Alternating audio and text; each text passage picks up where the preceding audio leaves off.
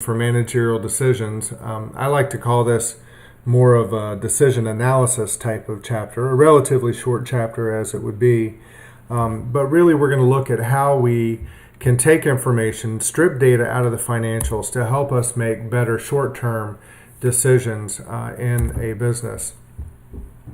So whether you know it or not, you make decisions all the time, almost every second or every minute of every day. I don't know what the statistics are on how many decisions we make subconsciously throughout the course of a day, but you do all 5 of these things automatically. When we think about having to make a decision, I like to visualize a fork in the road, and I can either go down the left path or the right path, and of course the outcome at the end of each path is going to be a little bit different, and I know what the outcome is going to be, but I need to make a decision as to which one is going to be the better course of action. So I've defined the decision task. Do I take the left path, the right path?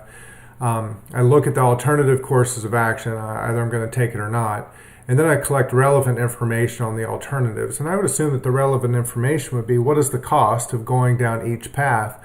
Not only what is the cost, but if there is a reward at the end of the path, what would that reward be?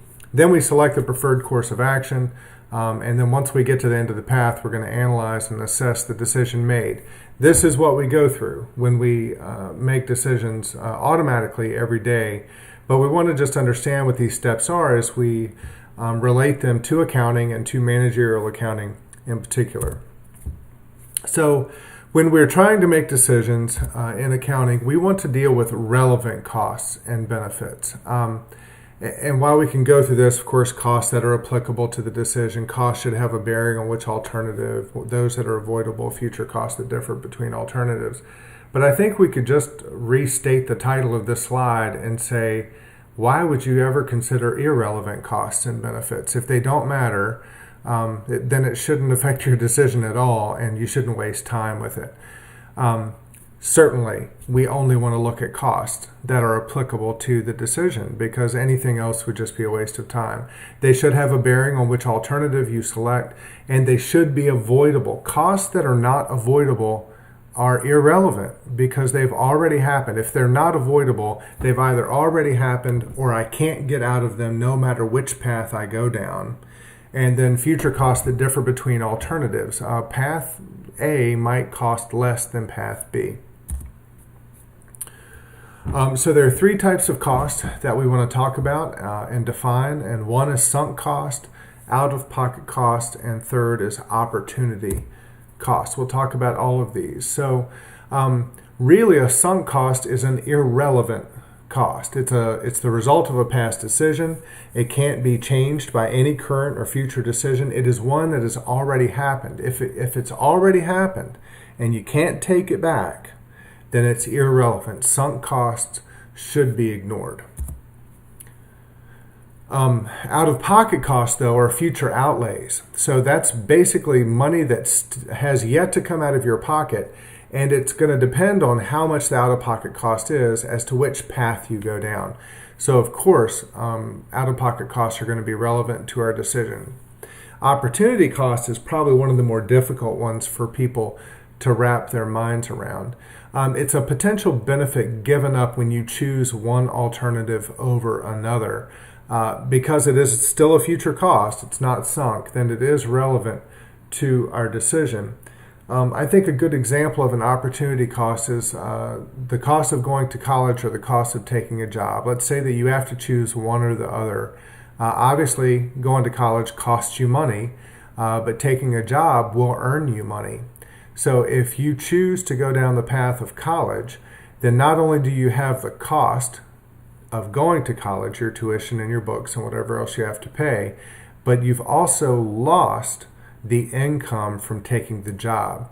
The income from taking the job by choosing the alternative to go to college is an opportunity cost. It is something given up. All right, so let's just evaluate some of the different types of short-term decisions that managers are faced with, and these are real deal scenarios. These happen all the time. The first one here that we'll talk about is when the manager is faced with, should we accept additional business or not. And this is the type of scenario where you're running along, you're doing your thing, you've got operations, but somebody comes along and says, hey, I want to do a special order. I want to buy a really, really, really big order, but I want you to cut the price down for me because I'm buying such a big order. And that's what we're talking about here. So let's just take a look at it. Notice there in red at the top that it says additional business should be based on incremental cost and incremental revenue. And that means that we've got to really break it down to the per unit piece, strip away the irrelevant stuff, and then make our decision based on the relevant data. I'll tell you that almost every decision that we make from this point forward, this is just the first of a few, are going to always have us look at incremental cost and incremental revenue. Here's the example. Fast Track currently sells 100,000 units of its product. They're operating at 80% of full capacity, and that means that we're operating pretty much within our sweet spot. The company has per unit and annual total sales and costs as shown in this following chart. This is a contribution margin income statement, and we can see that they've already broken it down to a per unit base, and this is what our annual total is based on our 100,000 units of product. So you can see 1 million divided by 100,000 should be 10, 350,000 divided by 100,000 is 350, and so on. So it looks like on a per unit base, we make about $1 per unit. But what I'm going to tell you is that you need to notice that we have some fixed costs down here as well. I think we need to determine whether or not those are going to be relevant or not. And there's even some selling expenses, and I'm not terribly sure that all selling expenses should be relevant. So let's see what we end up doing with it. So here it is. A current buyer of Fast Track's products wants to purchase additional units of the product and export them to another country. We don't care. The buyer offers to buy 10,000 units of the product at $8.50 per unit, and that's $1.50 less than the current market price. $1.50 less. We were only making $1 as it was, remember? So it looks like now we're going to lose 50 cents per unit. And I would say that the unknowing manager is probably immediately saying, forget it, I'm losing money. I can't do it like that. The offer price is low, but Fast Track is considering the proposal because the sale will be several times larger than any single previous sale, and it uses idle capacity. And the fact that it uses idle capacity is very important, because if it uses up any normal capacity, we may have an opportunity cost. And we'll see that in an example in a little bit. Should we accept the offer? Well, here's how we're going to work it out. We look at the incremental revenue and incremental cost. $8.50 is the incremental revenue. That's what they offered to pay us per unit. Direct material labor and variable overhead are all completely variable to it, and we've determined now, they don't tell us how they determined it, and we've determined that only 20 cents for selling expenses variable and 10 cents of fixed overhead is going to be variable for administrative. So really, at an incremental revenue and incremental cost base, we're going to make $2 per unit on accepting this additional offer, or we're going to make $20,000 in additional income. Absolutely, Fast Track should accept the offer. Why is it so wildly different? Because we took the uncontrollable, the unavoidable, the irrelevant costs out.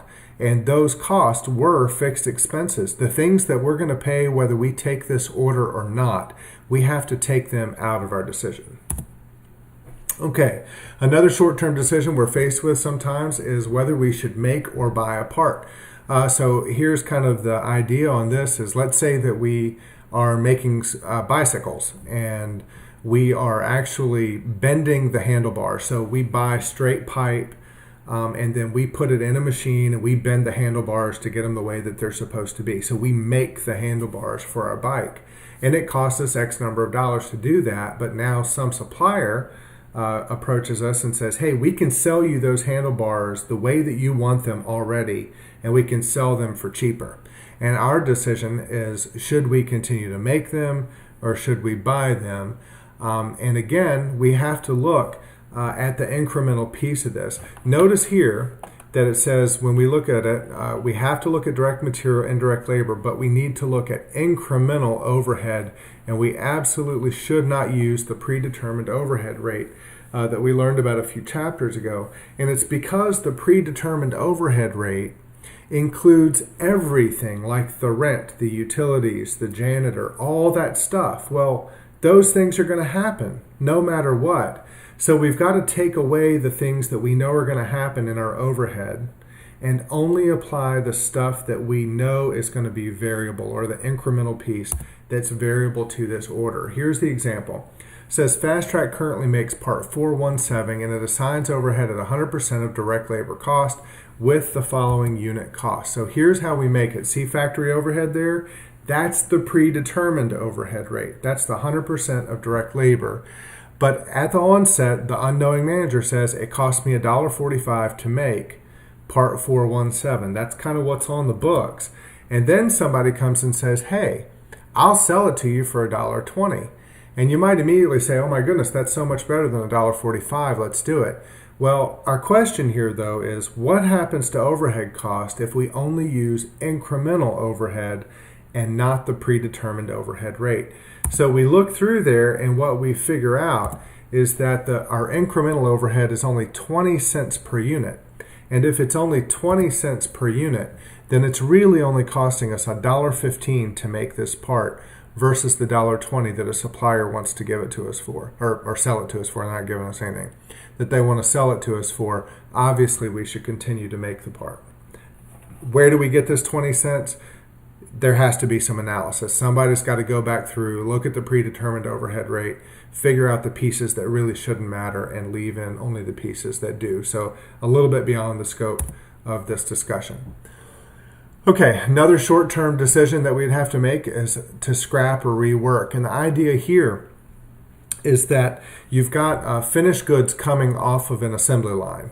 Maybe you've got a few people standing on this finished goods assembly line and they're pulling out the units that they see are defective. If you've ever watched I Love Lucy, there's an episode where Lucy and Ethel are having to take the defective candies off the conveyor belt, and the conveyor belt gets faster, and Lucy starts shoving them in her pockets and her mouth and her head. She's shoving them everywhere because she doesn't want to lose her job. The only reason she got a job to begin with was because she probably bought a dress and Ricky was going to make her take it back. And she couldn't. I digress a little bit. I like I Love Lucy, one of my favorite shows as a kid. So that's the kind of decision, though. So we have to decide whether we can take the items off the conveyor belt and take them down to Summit Recycling and get a little bit of scrap money for it, or should we take the items off the assembly belt and run them completely back through the process to make them a proper part, a non-defective unit of saleable goods? So that's what we're looking at here. Again, costs incurred in manufacturing units of product that don't meet quality standards are sunk. In other words, whatever we've paid for already making these things is already gone. So we should not consider what it already cost us to the point that we pulled it off the line, and we should only consider the revenue that we will make if we are able to sell it as a finished product, if we rework it, and also the additional cost that it took to rework it. Let's go through the example, because this one can be kind of hard to wrap your mind around. Fast Track has 10,000 defective units that cost $1 each to make. So I would ask you, what is that $10,000? What type of cost is that? And hopefully you're saying it's a sunk cost. It's something that's already happened. It's irrelevant. So I say don't think about it anymore. Just ignore it. It says that the units can be scrapped now for 40 cents each. So what that means is I can take these 10,000 defective units down to Summit Recycling and I can get $4,000 and walk away, never touch them again. Or I can rework them at an additional cost of 80 cents per unit. Okay, well that means it's going to cost me $8,000 to rework them. That's a future cost. That's called out of pocket. If reworked, the units can be sold for the normal selling price of $1.50 each. Well, that's incremental revenue, right? Reworking the defective units will prevent the production of 10,000 new units that would also sell for $1.50. Uh-oh. That sounds like something happening in the future, but it actually sounds like I might be giving something up. I'm not going to be able to sell 10,000 new units that I normally would create. It's going to affect my normal capacity, and hopefully you are already thinking that that should be called an opportunity cost. Let's see what this looks like. Should we scrap or rework? Well, if we scrap it, there it is, the 40 cents each. But if we rework it, we've got the $1.50 sale, less the out-of-pocket cost of 80 cents, less the opportunity cost of not making the new units. 50 cents is the difference between the $1.50 and the dollar. Fast Track should scrap the units now because you see that we're going to make more money by scrapping it. You can multiply this out by 10,000 units and look at it the same way. I think sometimes putting this opportunity cost, the whole piece of the opportunity cost in there, seems a little bit better to me.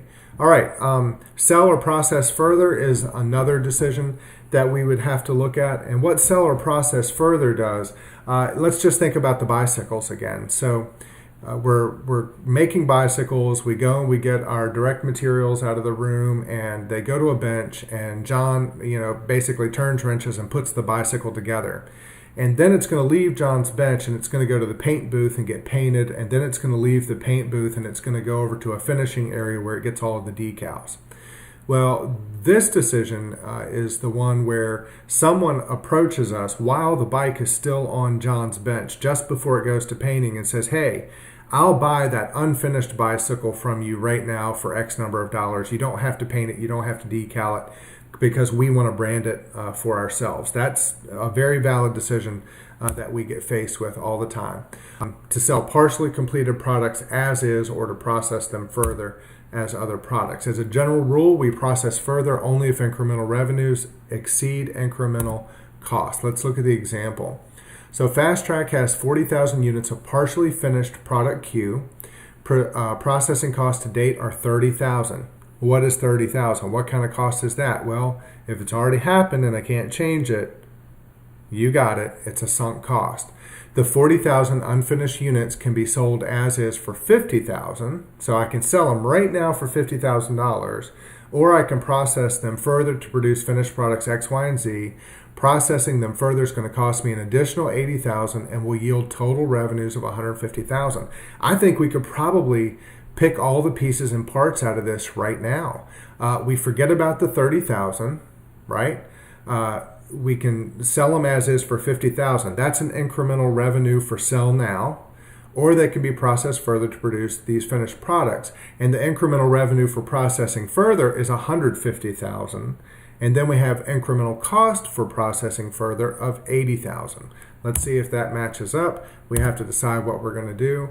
And there it is. It says that if we process them further, then we're actually going to make an incremental income of 70,000 versus the 50,000 if we had sold them unfinished. So we should tell the other company, take a hike, find somebody else, make your own bicycles, because we're doing good if we just go ahead and process them into X, Y, and Z.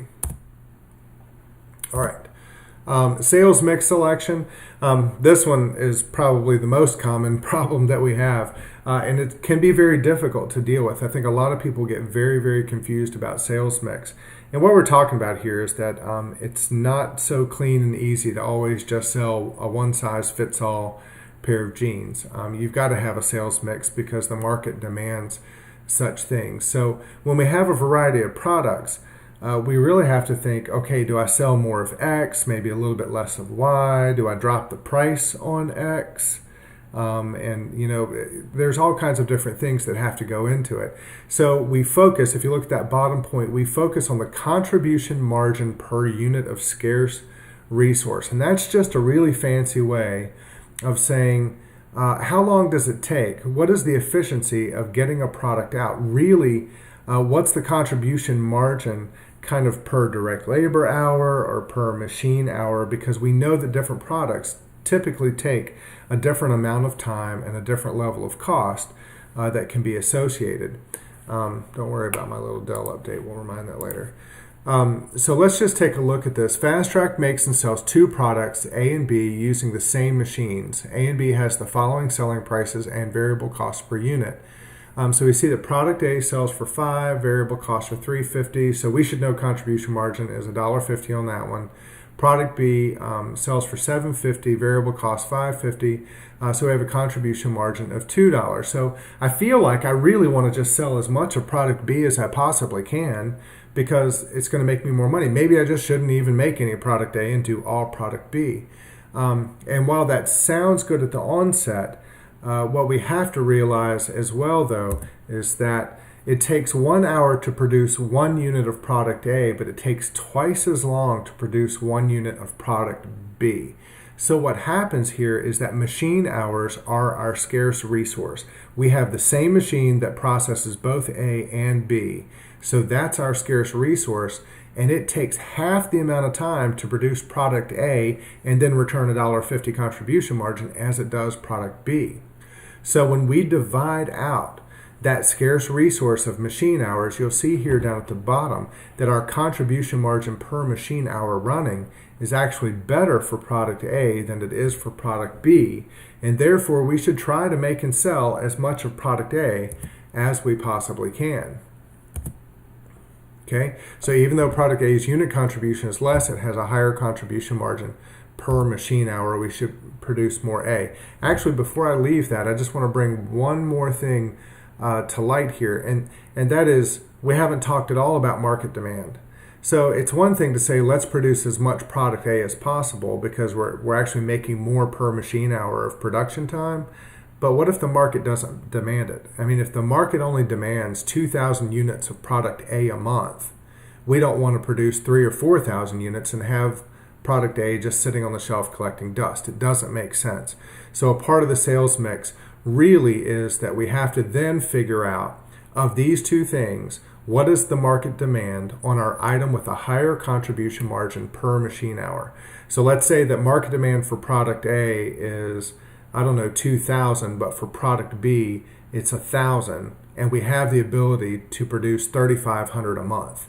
Well, that means that we should only produce 2,000 of product A and push the other 1,500 into product B. We never want to make more of our highest contribution margin item than is necessary. Okay, segment elimination, we're kind of getting this on down to the line here. A segment is a candidate for elimination if its revenues are less than its avoidable expenses. Okay, yeah, I see what happens. Because if revenues are less than the expenses, then it's at a loss.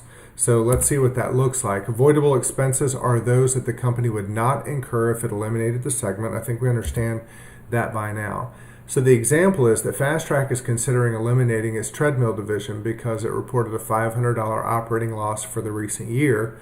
And the gentleman here is saying, wait a minute, let's take a closer look at the division's expenses because he understands that there might be some uncontrollable or unavoidable cost in there that they're looking at. So let's break it down. So here's the treadmill division. Here's the $500 loss. But we go ahead and break these costs out into avoidable versus unavoidable. And we can see that $6,500 is unavoidable. Can't change it, can't do anything about it. But I can avoid $41,800. And what that means is that if I eliminate the treadmill division, I'm going to be eliminating $47,800 minus $41,800. That sounds to me like I'm probably going to be eliminating about $6,000 worth of contribution margin, or at least some number that would apply towards my overhead. And sure enough, there it is. Sales are $47,800, avoidables $41,800. So if I got rid of this division, I would actually be taking our net income down by $6,000. And because our incremental revenue is bigger than our avoidable expense, we should keep the treadmill division. Keeping or replacing equipment, very, very common decision that has to be made. We all know that equipment wears out, and over its lifespan, it probably gets slower. It has more downtime, requires more maintenance. So we have to take that into account as well. Fast Track currently makes Part 417. It assigns overhead at 100% of direct labor cost with the following unit cost. So they're giving us the idea here is that someone, they didn't really give it to us at all. Someone has approached us and said, hey, you can buy this new machine for $100,000. It looks like we're missing a slide with some details in it. You can buy this new machine for $100,000, but we'll give you $25,000 of the trade-in for your old machine. And then we had variable manufacturing costs were $18 per unit is what was happening here. So that's the $72,000. And because this $75,000, which is the cost of buying the new machine, was larger than our variable manufacturing cost, we should not buy the new machine. And that will be the end of chapter 23.